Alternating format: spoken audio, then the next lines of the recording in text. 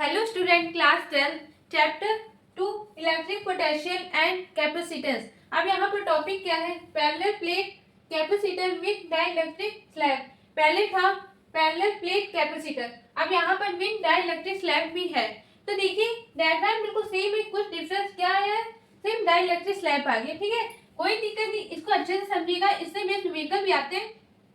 पहले फिगर समझिएगा, फिर थ्योरी, फिर डेरिवेशन। ठीक है, आपको अच्छे से फिगर में ध्यान दीजिएगा और इलेक्ट्रिक फील्ड क्या काम करे, कितना काम करे, सब कुछ आपको समझना है। ठीक है, अब देखिए यहाँ पर ये क्या है, आपको पता है पैरेलल प्लेट्स है। ठीक है, ठीक, अब ये हमने माना था एस और एक ये हमने वाई माना था। ठीक, अब आपको अच्छे से पता है यहाँ पे मैंने कितना चार्ज दिया, कौन सा? प्लस का। ठीक है, ये हमने किया था। ठीक, अब इसके बाद डाइलेक्ट्रिक स्लैब, मतलब यहाँ पर हमने क्या बनाया? स्लैब बनाया। ये क्या है? स्लैब पे। ठीक है, अब ध्यान से समझिएगा इसमें। अब यहाँ पर आपने ये पॉजिटिव चार्ज दिया है, अब इसमें क्या हो गया? Negative charge. ठीक है, अब ये क्या हो गया? Negative charge. अब स्लैब के बाहर निगेटिव चार्ज है, अब इसके अंदर कौन सा चार्ज आएगा? Positive charge. ठीक है, मैं समझा रही, ध्यान से समझिएगा। ठीक है, एक एक स्टेप। इसके बाद ये पॉजिटिव चार्ज है, तो यहाँ आएगा तो कौन सा चार्ज आएगा? Negative charge. जितने चार्ज है उतने ही आएंगे यहाँ पर। अब जैसे स्लैब में ये अंदर निगेटिव चार्ज है और बाहर कौन सा होगा? Positive charge. ठीक है, ये मैं समझा रही हूँ, इतना आप दिखाइएगा नहीं बोर्ड एग्जाम में, सिंपल से मैं बता रही हूँ। ठीक है, समझाने के लिए। अब इसके बाद ये वाई प्लेट में कौन सा चार्ज आएगा? निगेटिव चार्ज अंदर की ओर। ठीक है, अब आपको अच्छे से पता है यहाँ पर निगेटिव चार्ज, बाहर कौन सा होगा? Positive charge. ठीक है, अब यहाँ पर हमने क्या किया था? अर्थ से ऐड कर दिया था। ठीक है, अर्थ से ऐड कर दिया था। अब ये जो पॉजिटिव चार्ज है ये सब क्या हो जाएगा? एब्सॉर्ब हो जाएगा। कहाँ पर? अर्थ में। क्यों? माना जाता है ये अर्थ क्या है? हाईली निगेटिव चार्ज है। ठीक है, ये सब क्या हो जाते हैं? एब्सॉर्ब हो जाएंगे। लेकिन ये मैंने समझाया, अभी समझिएगा ध्यान से। अब इसकी डिस्टेंस कितनी मानी थी हमने? Small D. ठीक, ये पैरेलल प्लेट का जो डिस्टेंस वो कितना है? Small D. अब यहाँ पर स्लैब का डिस्टेंस कितना है? Small D. ठीक है, अब इसके बाद ध्यान से समझिएगा, यहाँ पर इलेक्ट्रिक फील्ड कितना काम कर रहा है? दो काम कर रहे हैं यहाँ पर। क्यों? एक ये एयर वाला और ये स्लैब का। ठीक है, कैसे हम बता रहे हैं? एक ये इलेक्ट्रिक फील्ड काम कर रहे, ठीक है, जो एयर में है। स्लैब को हटा दीजिए, एयर पार्ट का। ठीक है, अब इसके बाद ये स्लैब का इलेक्ट्रिक फील्ड जो काम कर रहा है, दो इलेक्ट्रिक फील्ड काम कर रहा है, एक स्लैब का इलेक्ट्रिक फील्ड और एक एयर का। ठीक है, अब यहाँ पर इसको हम मान लेते हैं ई और इसको एनी मीडियम, ये डाइलेक्ट्रिक स्लैब है, तो यहाँ पर क्या हो जाएगा? E M. ठीक है, पॉजिटिव से निगेटिव चार्ज, ये इलेक्ट्रिक फील्ड काम कर रहे ना, इसलिए ये हमने समझाया था आपको। आप चाहे तो ये बोर्ड में काम मत करिएगा, ये रफ कर दीजिएगा। ठीक है, ऐसे डायग्राम बना लीजिएगा सिंपल सा। ये तो मैंने समझाने के लिए आपको दिखाया था। ठीक है,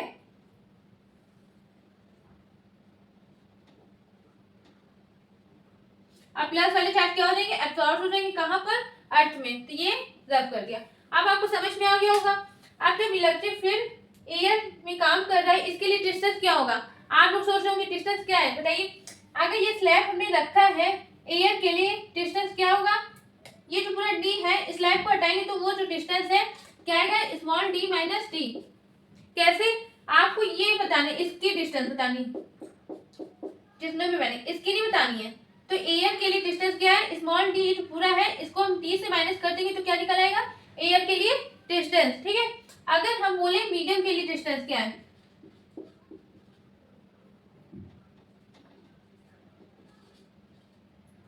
अब मीडियम के लिए डिस्टेंस क्या है?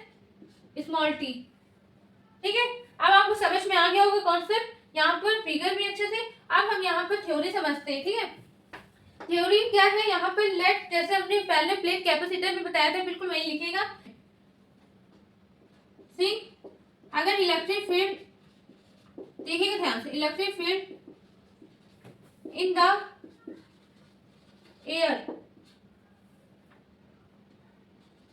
ठीक है, electric field in the air, electric field का आपको पता है फॉर्मूला क्या था? Sigma upon epsilon naught. तो sigma upon epsilon epsilon naught air के लिए, पर इसको हम ऐसे लिखेंगे और करके E A equal to Q upon A epsilon naught. अब क्यू अपॉन ए कैसे आ गया, सिग्मा की वैल्यू होती है क्यू अपॉन ए, ये फॉर्मूला होता है, ठीक है। अब इसके बाद sink electric field in the medium, ठीक है। अब ई एम है, ई एम के लिए क्या हो जाएगा, क्यू अपॉन के ए एप्सिलॉन नॉट। अब के आ गया क्यों, क्योंकि एनी मीडियम के लिए फॉर्मूला है, वाटर हो गया, मेटल हो गया, यहाँ पर के क्या है, ये डाइलेक्ट्रिक के लिए फॉलो किया मैंने, डाइलेक्ट्रिक स्लैब, ठीक है। तो यहाँ पर के क्या है, dielectric slab, sorry dielectric constant, ठीक है। अब आपको दिख रहा होगा ये इलेक्ट्रिक फील्ड किसके लिए निकला है, एयर के लिए, और ये मीडियम के लिए। अच्छा, अब आपको अच्छे से पता है इलेक्ट्रिक पोटेंशियल का फॉर्मूला हमने पहले प्लेट कैपेसिटर में बताया था, E इंटू डी, मतलब इलेक्ट्रिक फील्ड से अगर डिस्टेंस के मल्टीप्लाई कर देंगे वहां पर हमारा निकल आता है इलेक्ट्रिक पोटेंशियल, ठीक है। अब यहाँ पर अगर हम एयर के लिए निकालेंगे, नाउ इलेक्ट्रिक पोटेंशियल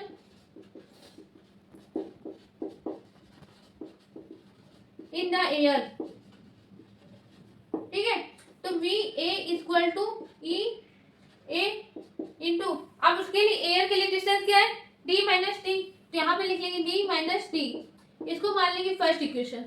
अब यहाँ पर देयरफॉर अगर इलेक्ट्रिक पोटेंशियल मीडियम के लिए निकालें, electric potential in the medium, तो वी एम, यहाँ पर ई एम, और उसके लिए डिस्टेंस क्या है, स्मॉल टी, तो यहाँ पर टी आ जाएगा, ये इसको मान लेंगे सेकेंड इक्वेशन, ठीक है। अब आपको अच्छे से समझ में आ गया होगा पूरा कॉन्सेप्ट, यहाँ तक इसको अच्छे से नोट कर लीजिए। अब आपको यहाँ पर टोटल इलेक्ट्रिक पोटेंशियल निकालना है। टोटल इलेक्ट्रिक पोटेंशियल कैसे निकालेंगे, उसके लिए इन दोनों को क्या कर देंगे, सब कर देंगे, प्लस कर देंगे। अब वहां पर प्लस करके जो v की वैल्यू आएगी फिर क्या करेंगे, c equal to Q upon V में, तो v की वैल्यू पुट करके वहां पर हमारा निकल आएगा कैपेसिटर का फॉर्मूला, किसके हेल्प से, डाइलेक्ट्रिक स्लैब का, ठीक है। अब इसको अच्छे से नोट कर लीजिए, फिर हम मिलते हैं अगले नेक्स्ट में इसको रफ करके। अब देखिए यहाँ पर आपने पोटेंशियल निकाला था एयर का, तो पहले वहां पे लिख लेते हैं एयर का पोटेंशियल क्या था, ई A into D minus T, इसको हमने मान ली थी फर्स्ट इक्वेशन, और मीडियम का क्या था, ई एम इंटू टी, इसको हमने मान ली थी सेकेंड इक्वेशन, ठीक है। अब टोटल इलेक्ट्रिक पोटेंशियल निकालना है, तो क्या करेंगे, therefore V equal to V A plus V M, ठीक है। अब इसके बाद V equal to V A की वैल्यू पुट कर दीजिए, ई ए यहाँ पर into D minus T, plus यहाँ पर वी एम की वैल्यू कर दीजिए ई एम इंटू टी, ठीक है। अब यहाँ पर ई ए की वैल्यू क्या थी, आप लोग कॉपी में पीछे करके देख लीजिएगा क्या था हम बता रहे, Q upon A epsilon not, ठीक है, into D minus T, plus यहाँ पर क्यू अपॉन के ए एप्सिलॉन नॉट इंटू टी, ठीक है। अब यहाँ तक आप लोगों को समझ में आ गया होगा। अब इसके बाद आपको कुछ कॉमन दिख रहा होगा, क्या, Q upon A epsilon naught, तो कॉमन लेंगे यहाँ पर, तो क्या आएगा, D minus T plus T upon के, ठीक है। अब इसको यहाँ तक हमने निकाल लिया। अब now capacitor formula C equal to Q upon V, तो यहाँ पर लिख लेंगे now C equal to Q upon V. अब यहाँ पर V की वैल्यू पुट करेंगे, इसको मान लीजिएगा थर्ड इक्वेशन, ठीक है। Q अपॉन V की वैल्यू पुट कर दीजिए, Q upon A epsilon not into D minus T plus T upon के, ठीक है। यहाँ लिख दीजिएगा फ्रॉम इक्वेशन थर्ड, कहाँ से आया, थर्ड से आया। अब देखिएगा क्यू से क्यू क्या हो गया, कैंसिल, अब ये क्या रहेगा, ऊपर रहेगा, और ये यहाँ पर, मतलब सी की वैल्यू क्या आ गई, ए एप्सिलॉन नॉट अपॉन में D minus T plus T upon के, ये आ गया कैपेसिटेंस का फॉर्मूला डाइलेक्ट्रिक स्लैब का, ठीक है। अब आपको अच्छे से समझ में आ गया होगा दोनों में अंतर, पैरेलल प्लेट कैपेसिटर फॉर्मूला अलग है लेकिन यहाँ पर parallel plate capacitor with dielectric slab का फॉर्मूला ये है, ठीक है। अच्छे से इसको 2 में प्रैक्टिस करिएगा बच्चे, यहाँ पर कभी कभी गलत कर देते, इसको कम से कम आप जितना प्रैक्टिस करेंगे आपके लिए उतना अच्छा रहेगा, ठीक है। तो इसको 2-3 बार कम से कम प्रैक्टिस करिएगा। अब आपको अच्छे से समझ में आ गया होगा फिगर, थ्योरी और ये डेरिवेशन। अच्छे से इसको प्रैक्टिस करिएगा। अब हम मिलते हैं अगले नेक्स्ट वीडियो में नेक्स्ट टॉपिक के साथ। Thank you.